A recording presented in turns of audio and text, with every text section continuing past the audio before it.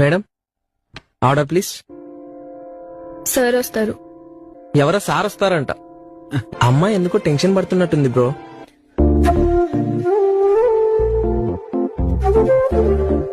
Madam please. నేను order చేయలేదే. అని కాఫీ షాప్ వచ్చి టెన్షన్ పడతారేంటి? హ్యాబిట్. Don't act smart. నీ పన్ను చూసుకో. పాపం ఫీల్ అయ్యాడేమో. Excuse me, I'm sorry. Actually నాకు ఇప్పుడు పెళ్లి చూపులు. మ్యాచ్ కి సార్ రాలేదా ఇంకా? నాకు పెళ్లి చూపులు ఫస్ట్ టైం. సో రిహార్సల్స్ చేసుకుందామని త్వరగా వచ్చా. దేనికి మేడం? మీ అబ్బాయిలకి ఏంటండి పదాలతో పందిరి వేసేస్తారు, కానీ మా అమ్మాయిలకి అలా కాదు కదా.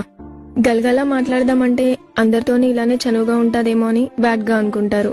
పోనీ ఏం మాట్లాడకుండా సైలెంట్ గా ఉందామంటే లైఫ్ లాంగ్ ఇలానే బోరింగ్ గా ఉంటుందేమో అనుకుంటారు. మీరేం మాట్లాడినా చాలా నిజాయితీగా మాట్లాడతారు మేడం. ఆయన పేరేంటో? బాలరాజు. బాలరాజా? ఇంతకీ సార్ ఏం చేస్తారు? టీసీఎస్ లో హెచ్ఆర్ మేనేజర్. నెలకి ఎంత ఖర్చు పెట్టినా మిగిలిపోయేంత సంపాదిస్తారు. అబ్బో, నాతో ఇంతలా మాట్లాడిస్తున్నారు. సడన్ గా ఆయన వచ్చి చూస్తే ఏమనుకోరా? మొదటి చూపులోని మిస్అండర్స్టాండ్ చేసుకుని క్యారెక్టర్ డిఫైన్ చేసేవాడైతే నాకు అస్సలొద్దు. నేనే నో చెప్పేస్తా. పాప పద్ధతిగానే ఉంది. నీ గర్ల్ ఫ్రెండ్? ఒకప్పుడు ఉండేది, మరిప్పుడు వేరే వాడుతోంది. ఇంతకీ తన పేరేంటి? మనల్ని వదిలేసిన వాళ్ళని మర్చిపోవాలి, కానీ వాళ్ళు వదిలేసినందుకు చూపించిన కారణం మాత్రం గుర్తుపెట్టుకోవాలి. ఎందుకు రీజన్ చెప్పింది? స్టార్టింగ్ లో ఏం నచ్చాయో లాస్ట్ కి అవే నచ్చలేదు అన్నది. అందుకే నేను ఇంతవరకు మీ పేరు చెప్పలేదు. హాయ్ అన్నా. థ్యాంక్స్ అన్నా. ఎగ్జామ్ బాగా రాసావా? చాలా బాగా రాశానన్నా. ఓకే, పని చేసుకుంటా అన్నా. Carry on. అవును, ఇందాకేదో అడుగుతున్నారు. అదే మీ పేరు? Yeah, this is Balaraju. మిమ్మల్ని చూసుకోవడానికి వచ్చింది నేనే.